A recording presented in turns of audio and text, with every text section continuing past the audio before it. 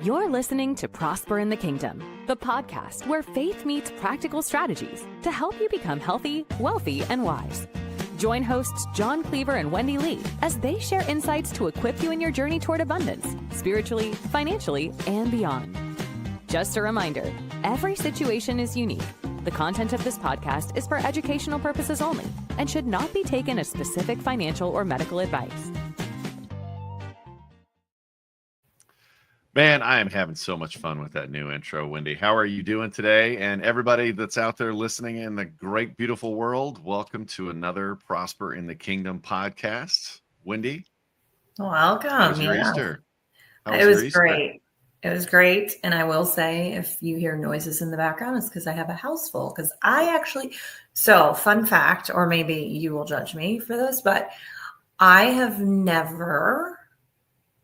I'm 44 years old, and I have never cooked Easter dinner by myself from scratch and hosted it and bought it and paid for everything. Never in my entire adult life. So up to this point, you've been just mooching off of the rest of your family, it sounds. No, I'm just kidding. Well, like the few times I hosted, like my parents would do the ham and you know what I mean? It was a collaborative thing. Kind of a carry-in kind of deal. Yeah. And then most of the time my parents host. And so I was like, everybody comes. So my sister was here. One of my older sons was here. 4 of my youngest kids were here. And I made all the food. And everyone was really impressed with my mac and cheese. Nice. Well, so Awesome. Yeah, I had a great Easter too. A little non-traditional. So here's my Easter dinner. My daughter and I grabbed Cookout on the way back from Knoxville, watching baseball all week. And so, it was an incredible weekend for you. It was an incredible weekend. Yeah, no, it was. God is great. My son, as many of you know, goes to the University of Kentucky. He's a pitcher on their baseball team. We were in Knoxville, which was the number 4 ranked team in the country. And we ended up winning that series, and he was lights out. So if you get a chance, show Ben Cleaver some love out there, and had the whole family there, which was nice, and the weather was great. And not only that, my father got to my real dad, not my father in heaven, but my real dad, my life dad, I guess earthly dad. Yeah, there you go. Father. He got baptized this weekend, and it was just awesome. It was unexpected, and I got a video of it, which was great. And I could tell it was unexpected because he was wearing blue jeans when he got it done, which I'm sure made for a fun afternoon. But man, I started crying. It was just, it was great. It was great. So, baptized on Easter Sunday. Yeah. They had a call. The pastor had a call, and he's like, "Now's the time," and felt it and did it. And I just couldn't be more proud of him. So yeah, it was a perfect weekend for John.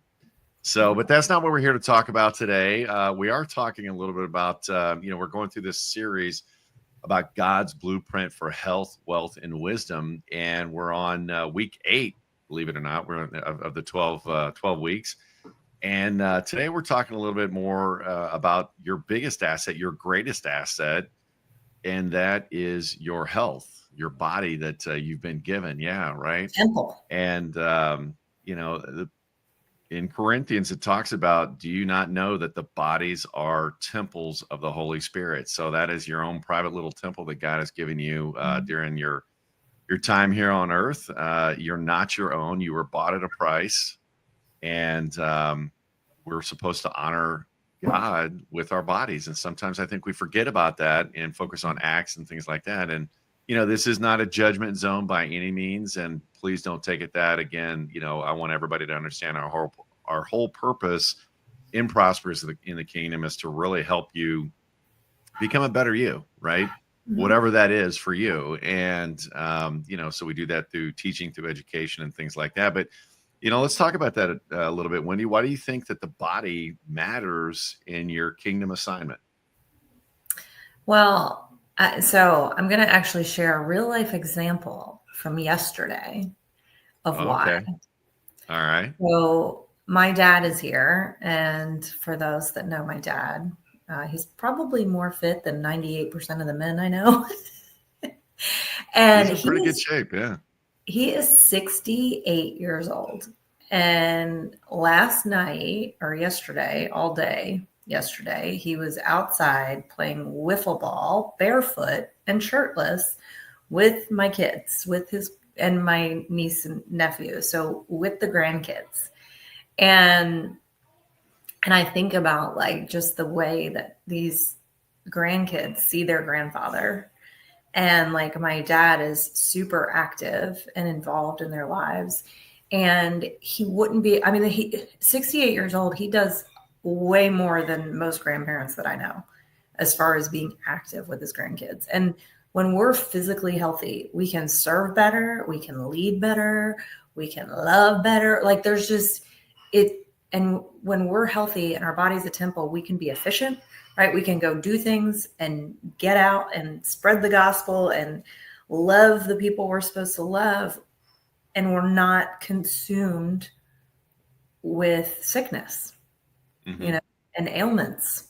Not saying at 68 that he's perfect, right? Like he's like, oh, my hips in the back, whatever. But it doesn't slow him down. And I was just watching yesterday going, I mean, he's definitely in better shape than I am. And I'm like, this is my reason. Like this needs to be my front and center because I want to be 68 years old outside playing wiffle ball with my grandkids one day. Yeah. Yeah. And I mean, you know, it's one of those things. And I saw your post you had out there on social, and he reminded me of the ice plunge guy, Wim Hof, from I think he's from Norway. He's the guy that had invented the cold water plunge. Or I don't know that he invented it, but he's the one that kind of hyped it up and made it. Yeah, if you've ever get a chance, look up Wim Hof, Hof. I think is how you spell his last name. But he even looks like your dad based on your post. But it's kind of funny. But no, that's exactly right. I mean, you know, when we were at the baseball game over the weekend, you had a lot of grandparents and older people there, and several of them, you know, America were not in shape as a whole, and several of the older people were cruising around on the little scooters. My mom uses one of those, right? And you start thinking about it as, you know, when you go into your retirement years, you know, great, you've built up assets, you've followed what we're teaching, and you're debt free, you've got some money to do some things and things like that, but you're not physically able to enjoy it, to go on those hikes, to hang with your grandkids and play wiffle ball out in the backyard. And so, you know, it's really frustrating that you put all that time and effort in over your lifetime, and now you can't reap the harvest because you're physically not able to do it. And that's why, you know, again, we want to teach you how to be healthy, wealthy, and wise through biblical applications of just life lessons and things like that. So one of the big things we want to talk about today is really learning how to shift your mindset and look at your body. You're caring for your body is kind of that spiritual act of worship, right? You know, thank you, Jesus, for this body, this, you know, that you've given me, and I want to serve you through that, you know, through serving at my church or whatever the, you know, whatever the case is. Help me take care of this resource that you've given me, just like your money, just like your assets and things like that. So, you know, kind of let's look at some steps on how to do that. And, you know, we're going to talk about 4 basic steps today. And a lot of people may say, oh, this is, you know, kind of obvious, but is it? If it's so obvious, why isn't everybody doing it, right? So just, if that's you, think of it as a reminder.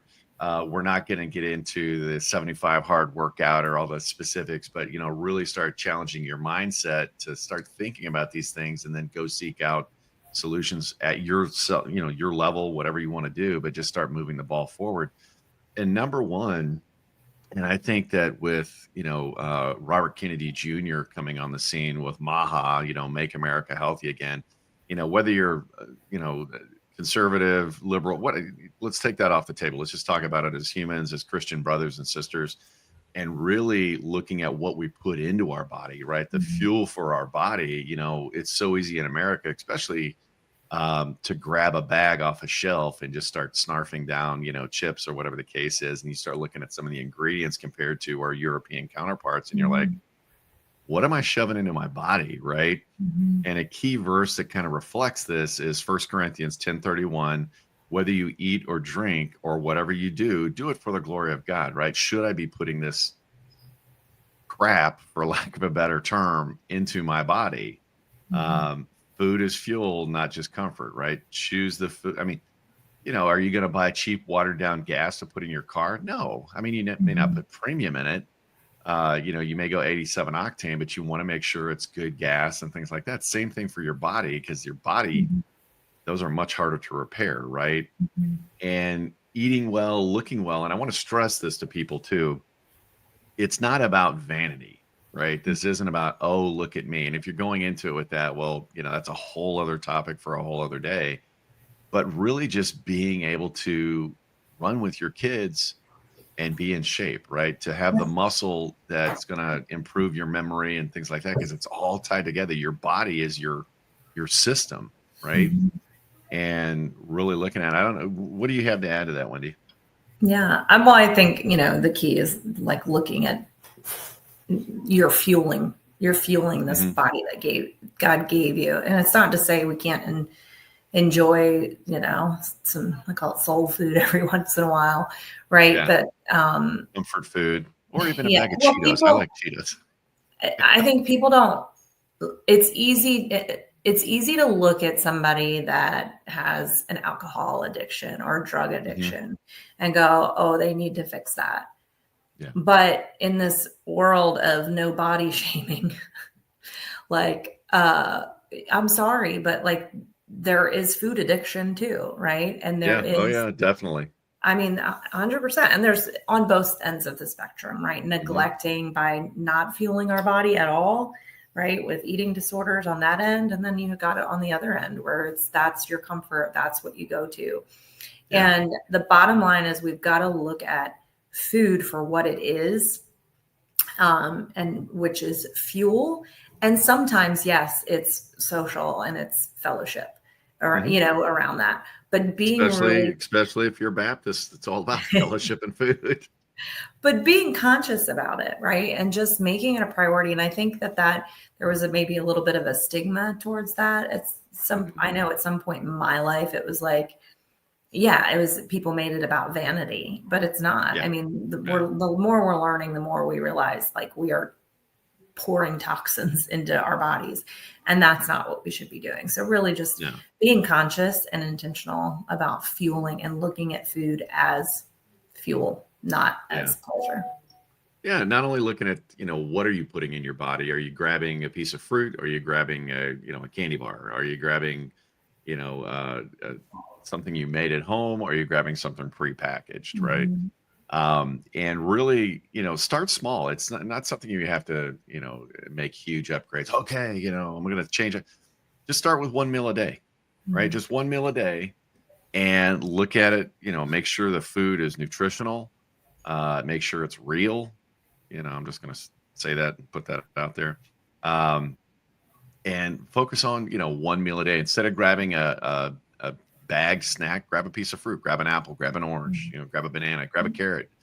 I am a stress eater. So when I get stressed, I start snacking, and I've tried to shift from, and have successfully shifted from, grabbing a bag of chips to grabbing, carrots, a little bag of those little mini carrots or something like that. Try to buy organic when I can find them. And it's something where I get the same texture, the crunch and everything else, but it's so much better for you than prepackaged potato chips. And, I like chips, but, let's be real, it's not good for you. And so that's just, again, focusing on looking at fuel in your body. And then, the second thing to look at it is moving that body daily, especially, I've got a desk job, you've got a desk job. So it's finding ways, and many people do, finding ways to keep your body moving. Right. Yeah. So let's talk about that a little bit. Yeah. I mean, I think there's not much time we need to spend on that, but just being intentional. There's so much, it's so much more than the way you look. It's the way you feel, and getting outside, people don't really understand the power of actual sunlight. So I think moving outside as much as possible. Yeah. My son Matthew's here. I'll tell you, he was a video game addict, man. It was heart-wrenching as a mother to go, oh, I fueled this by allowing them to have the PlayStations and all that. But he was a video game addict. And he said to me yesterday, he's like, Mom, I've gone 3 months without video games. And this morning he was outside stretching, laying out in the sun, doing handstands, like being active. He's like, now I just get outside every day, and I feel like I'm wasting my life away when I'm doing the video games. But getting outside, getting active. 1 Timothy 4:8 says physical training is of some value, but godliness has value for all things.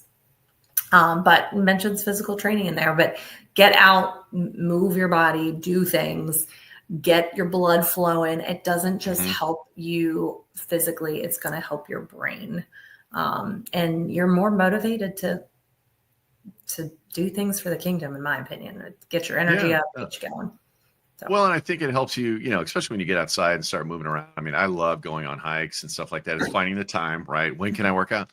And it's really, again, just making the time for what's important. It's important that you get out and do it as a family, hey, let's go for a hike. And I'm not talking about, let's hire a Sherpa and we're going up Mount Kilimanjaro or whatever. No, what I'm talking about is go down to your local park, walk a track or whatever. What's that? I mean, I'd love to do that too. But. Well, yeah, I mean, baby steps, right? But it's one of those things that, again, moving your body. But even if you're in a situation where you're living, maybe you're in a large city and you can't really get out and you work from home or whatever, buy yourself a little walking treadmill, right? And when you're on Zooms, things like that, walk while you're on a Zoom. I mean, you can do that. And that's the beauty of take advantage of the technology and things like that. You don't need a gym membership. I'm really huge into that, the whole resistance training, right? And, it's just using your body and trying to work out. I mentioned this, I think, the last couple of episodes where you do your thing, like today, you'll lean and do push-ups off a countertop or whatever. You were telling me about that story. And I think that's great because it's a way to work it in and not carve out an hour to work out. You don't really need an hour, guys. I mean, especially if you're working out at home, 15, 20 minutes, right? 10 minutes a day. If that's more than you're doing now, that's a great first step, right? Yeah. But I would challenge. Go ahead. For our book club this month, we're doing high performance habits, and on the productivity section, he talks about set a timer for 50 minutes. Do not do a project longer than 50 minutes without a break and moving your body. He says, get away from your desk, walk around briskly, do a few jumping jacks, whatever, and it refuels your mind to get back to focus. We're such a distracted world that actually moving your body will help you get back into focus as well. Exactly. And that's something that, I would challenge everybody. It's kind of an action step, make sure you're spending 10, 20 minutes a day at minimum, walking or stretching or, doing some type of exercise. And when people say exercise, it's not, I'm pumping iron or running 20 miles. It's just moving, just like you were talking about. So that's number 2 is move that body daily. Number 3, and this is something that's overlooked, especially, I know I used to do this. I'm like, oh, sleep when I'm dead, right? It's the rest and recharge, right? Rest and recharge. And really looking at God created rest. I mean, he talked about, he made the whole everything, in 7 days. And he did it in 6, but the 7th day was rest. Chapter 1 of the Bible. God rested. I mean, I think it's probably enough said. I don't think he slept till noon, right? So if you're getting 13, 15 hours of sleep a day, that's probably the opposite direction. But no, I think especially here in the United States, we work so hard, and it's all about go, go, go, right? And that leads to mental stress, physical stress, spiritual stress because you're cranky inside. I know I'm in a much better mood when I get a good night's sleep as opposed to lack of sleep and I'm on edge and it's like I'm just waiting for somebody to come at me. It's like and nobody wants to be like that. But making sure you're getting 7-8 hours of sleep every night, and making sure you're taking time even during the day, like you said, don't bury yourself on a project for 8 hours. Set your timer on your watch or whatever every 50 minutes. Just, hey, take a 5-minute break, right? And really just kind of refocus. And here's the thing too, with when you're chronically exhausted, when you're just pooped all the time, you're not mentally able to, it's like your guard's down against the attacks of the enemy. Right? How many of you are more moody when you're lacking sleep, right? Oh, yeah. If you're exhausted, you're snapping at people more. Everything's about, I'm exhausted. How many people do you talk to? They're like, how are things going? I'm just exhausted. Especially new parents, you're working too much. So tired. It makes us all when we're exhausted, we're self-centered. we don't have the energy to be outward focused. And so yeah. And the patience, your patience is really kind of taken away at that point too, because you're just on edge the whole time. At least, that's how I am challenged by it. But, again, it's one of those things that make sure you're putting down your phone, don't watch TV in bed, go to bed, and, and try to disconnect from, TV, screens, stuff like that, at least half an hour before bed, and just go to bed at a good time, get up bright and early, early bird gets the worm, do a little exercise, have coffee, have your spiritual time or whatever, go on a walk. But again, make sure you're scheduling that time in for resting and relaxation. So, and then lastly, this goes back to a little bit, if as long as you're following these things, you've got to look for stress and anxiety. Like I said, I'm a stress eater. So I get stressed out because of work or whatever. All of a sudden I'm snacking, right? Now that's a mental thing on my thing that I'm kind of working through, and I figured out some hacks and things like that.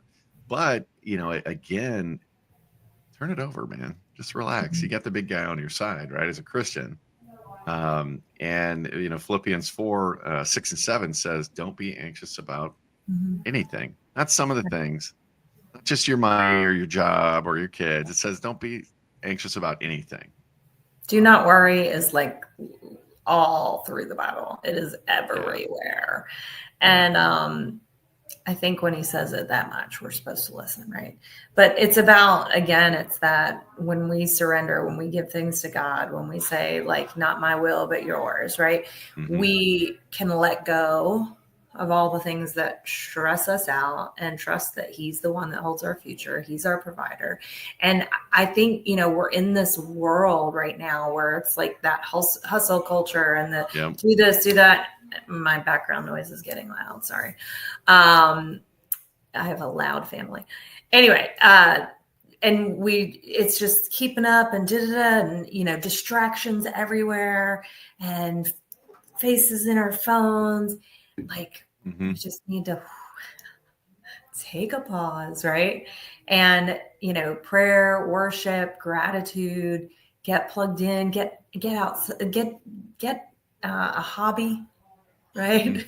Do things to help get rid of that stress and anxiety in life and focus on what's important. And again, stress and anxiety is all self-centered, right? Instead of focused on the Lord and serving others. Relax. And that's the thing too, you look at, again, going back to what you're putting in your body and things like that. And there's, it's not just food, it's supplements and things like that. And really looking at what are the right ones. I know you introduced me to some things that are just, off the hook, especially guarding against stress and anxiety. I struggle with that or did. And my daughter, struggled with that as well. And you introduced me to, it's called Calm. And it's basically just herbal supplements. And I mean, it's like, it's amazing how quickly and rapidly it works. And it really helps, it's not a drug, right? I try to avoid drugs at all costs, and I'm talking both legal and illegal. That's a no-go. I try to stay as healthy as I can, or getting there. But it's one of those things that really kind of just keeping it all in perspective, right? We were not created to be so stressed out and overweight and unhealthy during our time here on this earth, right? And it's supposed to be a great experience. Some better than others, I guess. But, we have an ownership. We have our role to play in that. And that's really kind of taking care of yourself and your body. And, again, just to kind of recap, number one, make sure you're putting in the proper fuel into your body, whether it's food, supplements, or whatever the case. What am I eating here? I can't even say this word that's on the side of this package. What is it? And do some research, right? Move your body daily. Motion creates emotion, and it's going to make you happier, live longer, and everything else. Make sure you're getting the rest and relaxation to recharge your not only your body, but your bones, your joints, and your mind. And then lastly, guard against that stress and anxiety and realize, is this really important in the big scheme of things? Why am I stressed out about this? Because it's all going to work out in the end, right? So I'm going to challenge everybody here to, I'd love to hear from you. Put in the comments, what area of health do you feel God is prompting you to focus on right now? Drop it in the comments, right? We want to hear from you. Also, don't forget, show some love, right? Give us that little subscription, that like button if you're getting something out of here. And Wendy, what else do you have anything else to add and close us out? I would just thought about this. We have something for those of you that are watching this live or catching it, right when the episode's released. We have a challenge coming up in May. Speaking of fueling our bodies properly. Yes. And yes. If you're catching this after that, then just still drop in the comments, burn. We're going to use the word burn as the key word there. Still do that, because this will be something that we can repeat month after month and after month. But we have something called the Body Burn Challenge. And this literally, I went through the workbook the other day, and sometimes we don't know how to fuel our body properly, because there are so many people saying so many things out there, right? Like, do keto, do this. A lot of noise. Go vegan, go, and it's like, what do I even do? Where do I even start? And so this is like an amazing comprehensive guide that you can customize specifically for you and your activity level and everything. And it literally lays out a 30-day plan. It's amazing and tells you exactly how to fuel your body for optimal health and for your body to be the most efficient at like using your energy. So if you guys love it. So there you go, folks.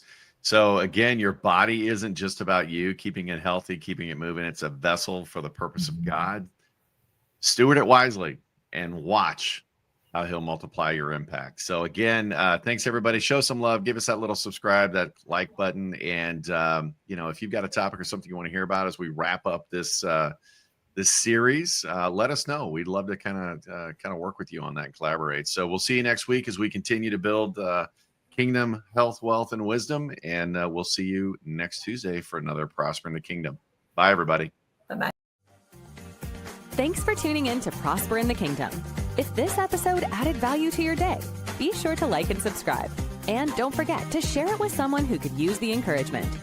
For more resources, head to prosperinthekingdom.com. Let's continue building lives of purpose and abundance, one step at a time.